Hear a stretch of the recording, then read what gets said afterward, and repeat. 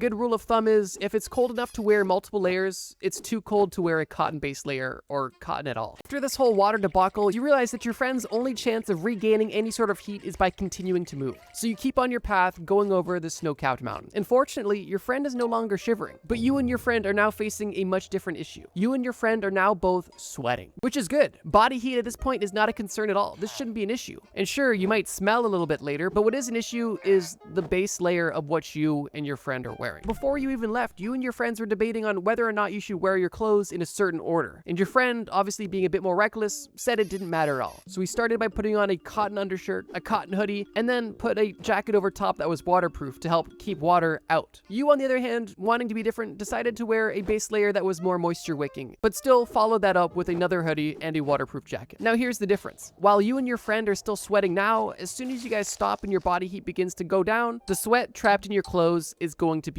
deadly. And if your base layer is made of cotton, that sweat isn't going anywhere anytime soon. And after hours of hiking, you and your friend decide to take a break, and you guys experience the effects of this firsthand. After only sitting for around 15 minutes, your friend is not only cold once again, but he is shivering worse than he was before. And like I mentioned, that's because now his cotton shirt is drenched with sweat. And when cotton gets wet, it loses its ability to insulate you, meaning that your friend has effectively put a cold conductor directly on his body, and also effectively removed a layer, making him at risk once again for hypothermia. Luckily for you, you unintentionally decided to dress and act appropriately. You didn't wear a cotton base layer, meaning that by the time you already sat down and relaxed, your shirt was slightly wet in your armpits, but the rest of your shirt was able to dry relatively quickly. And also, as you were hiking up the mountain, you decided to remove layers, allowing yourself to not get too hot or sweaty. And that is the reason why you're not experiencing hypothermia right now. Because as you can tell, getting sweaty in a cold survival situation could be life or death. And a good rule of thumb is if it's cold enough to wear multiple layers, it's too cold to wear a cotton-based layer or cotton at all. And while it may seem counterintuitive to remove layers when you're in a cold environment, if you are exerting energy and on the verge of sweating, it is best to remove these layers to prevent sweating as much as you can.